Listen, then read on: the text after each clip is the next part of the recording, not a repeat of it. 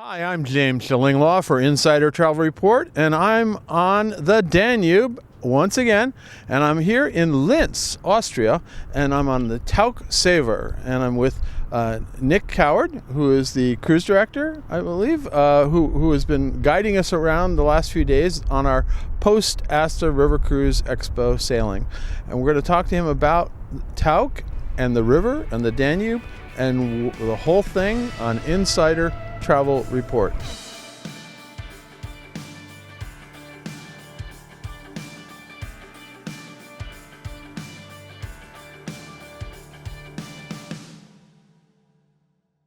Nick, first of all, great to see you here. It's been an amazing cruise so far. It's a shortened cruise because we have a lot of travel advisors on there. But first of all, tell me, how long have you been with Tauck? It's a great pleasure to have you on board. I've been with Tauck now for 11 years. Oh, wow. So, and mostly on the rivers? I work on both the river ships for Tauck and also on their ocean ships. So when we have our small ship cruising program. So that's what you have, the agreement with Ponant, I believe, most of the time, and Windstar and things like that, right? Yes, that's right. Yeah. So you're an experienced Tauck veteran here, I tell you. So let's talk a little bit about what other rivers have you cruised on with Tauck? I work with Tauck on the south of France, down on the Rhone River, also on the Seine River, also on the Danube, on the Rhine. So pretty much the whole program for Tauck. Yeah. The only one I don't do, which is a wonderful part of the world, but I don't work down there, would be the Andorinha down in Portugal. Well, maybe that's another one you want to go to. I tell you, that would be like that. Now, let's talk about why is the Danube such a special river? Everybody seems to start with the Danube. I think once you start with the Danube, it's hard act to follow. One of the main things that we find about the Danube is on most of our Danube sailings, you're sailing through 4 national parks. Right. You have the Schlurgener Schlinge, the big S-shaped, the way that the river runs. So the ship is literally turning around, going back on itself and then coming back. You also go through some beautiful spots of natural history. But I think one of the things that makes the Danube quite so special is that most of the towns that we're visiting, you can just walk off the ship and you're in the center of town, as we are here in Linz, in Passau, Durnstein, Melk, everywhere. Even Vienna, though the center of town is a little far off, but you can go to the Prater amusement park, which I actually did the other day. Yeah. So really the towns are very accessible. And so let's talk a little bit about what are some of the special tours and experiences you offer on Tauck? Because, you're trying to be a little different, right? Well, one of the things that we'll do in every river cruise that we offer, in fact, every tour we offer, will always be our sparkling events.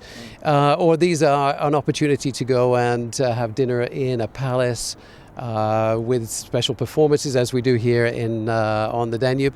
It's also an opportunity to go to places which are unique to Tauck. So we'll take our guests for private entrances to perhaps museums, when they're after hours visits, or before they open in the morning. So, for example, that might be in France. We would take our guests after hours to the Louvre Museum, right, to visit it. And so that's fairly similar wherever we go. Another thing that we try to do as much, because our guests are very inquisitive, they really want to learn about the destination. So very much a lot of it is getting to meet the locals. We do our regular walking tours with the local guides. We also do, they're all small group. I mean, they're all... Yeah, your groups are much smaller. In fact, there are fewer guests on this ship overall, right? That's right. This ship is 135 meters. Apologies for not converting that into feet. That's okay.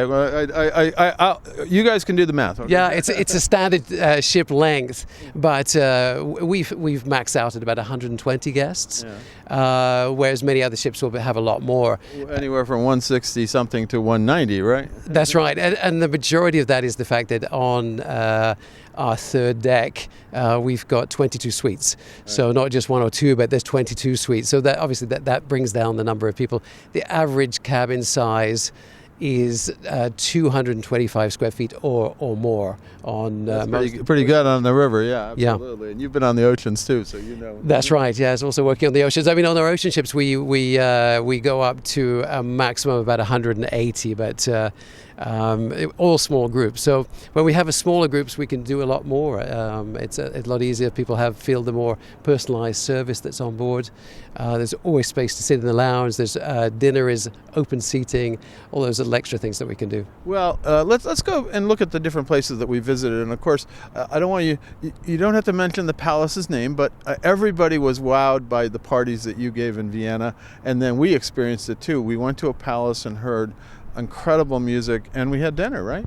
That's right. We have a very good relationship with the prince who owns the palace, and it's one that we've built up over time. The Tauck family know him very well, and so when we were looking for somewhere quite exclusive to do a dinner in the palace, we made that arrangement, and it is somewhere very special for our guests to travel to whenever they're in Vienna. Well, I know that when you did that for you had every night you had dinners for the various travel advisors who were lucky enough to be on Tauck during the conference, and you said I think Steve Spivak said, "Don't tell anybody what we did." I tell you, that was exactly the wrong thing to say, because everybody said, "What is Tauck doing?" And they were all very impressed. So we would have the advisors coming on board for dinner. They would come thinking they're going to dine on board the MS Saver, and we would warn them though that they had to bring a jacket because it was a little cool in Vienna. But then we would take them out to the palace. They actually had dinner in the palace to really experience what Tauck's all about. Well, on this particular cruise, then we cruised down the Danube to Bratislava, which I've been to a number of times. But I got to tell you, we did a very small tour around the city, and I went along. I was curious to see how you would do it. I thought it was amazing. I even went to some places that I had not been to before. Bratislava is a great city. Depending on which tour you're booking your guests on, they'll do a city tour. They'll do some tastings. We even go out for Slovakian wine tastings. Well, Slovakian wine is pretty good. And some castles as well. So we got depending on the tour, will depend on what we give them the opportunity to see in Slovakia. Well, in this case, we went to some pastry shop and had a little, I think it was currant wine, and I forget what the crescent pastry with almond in it was very good, and it was really much needed at that hour of the day when we were just before lunch. We hadn't eaten in an hour, so we were hungry. Well, on a Tauck ship, we can't let you go hungry at any stage. So there's always, often we'll include the local tastings wherever we go.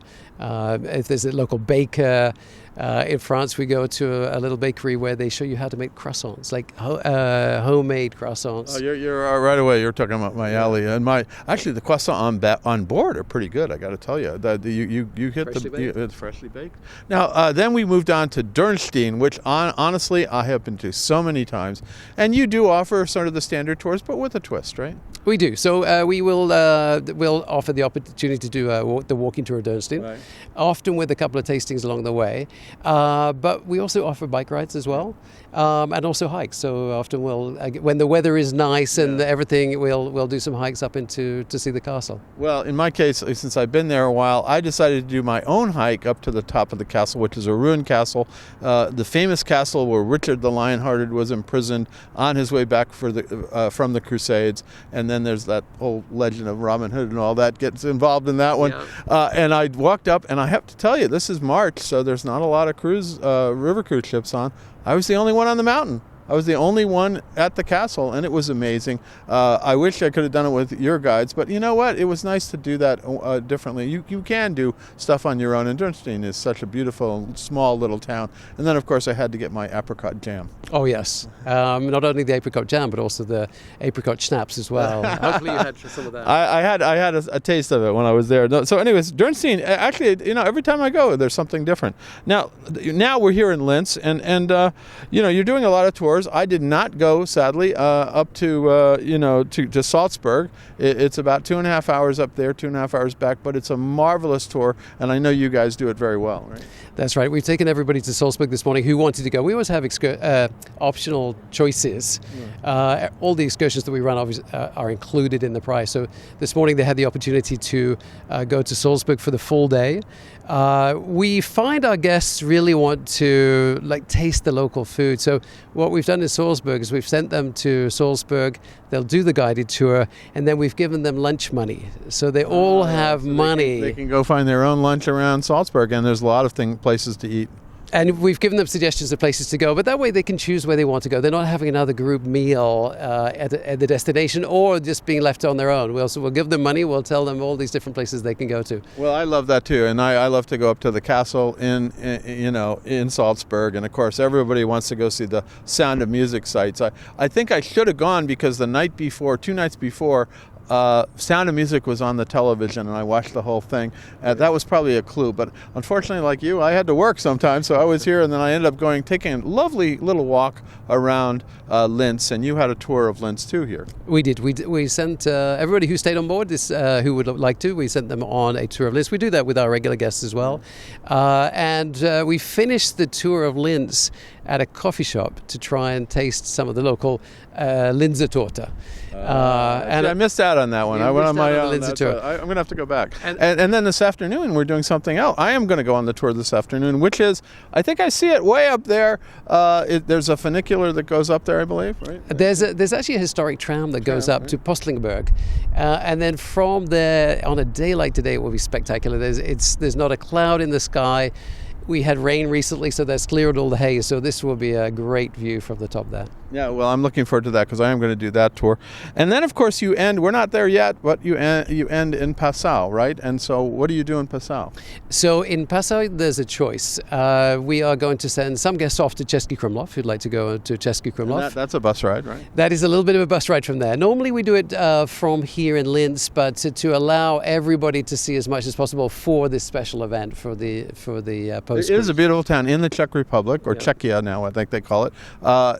So it is. I've done it, and it's really a great trip. But you also allow people to just walk around Passau, right? Exactly. So we've got a tours of Passau that will go in the morning. It's a walking tour of Passau. Yeah, that's what I'm doing. But you get one more thing. You get chocolate tasting as well. All right. Then it's a signed deal there. All right. I missed the Linzer Torte here. Linzer Torte, right? And I got to go for the chocolate. Right? Well, it's, in fact, we'll do a whole chocolate demonstration. So halfway through the tour, you stop to do the chocolate demonstration, just to keep you going. And then in the afternoon, we will do, we quite often do our Tauck fits. We have a number of activities that we offer on board, and tomorrow afternoon will be a Tauck fit hike up to the castle. Oh, to the castle. Yeah, I've done that. It's a marvelous thing. I've actually done it in the Christmas market cruise, so it's amazing. Yeah. Passau. And then you actually end, in this case, you're ending in Wilshofen, right, which is a small German town.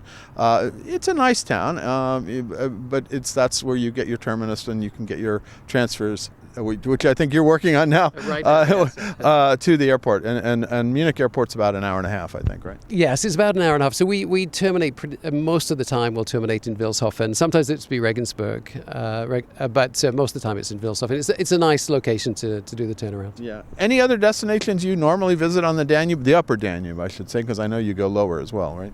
We stop at a number of the smaller towns. So a good example would be Engelhartsel, which is the small town just below, as you're coming down in Passau. And then we'll do bike rides. We do a nice bike ride.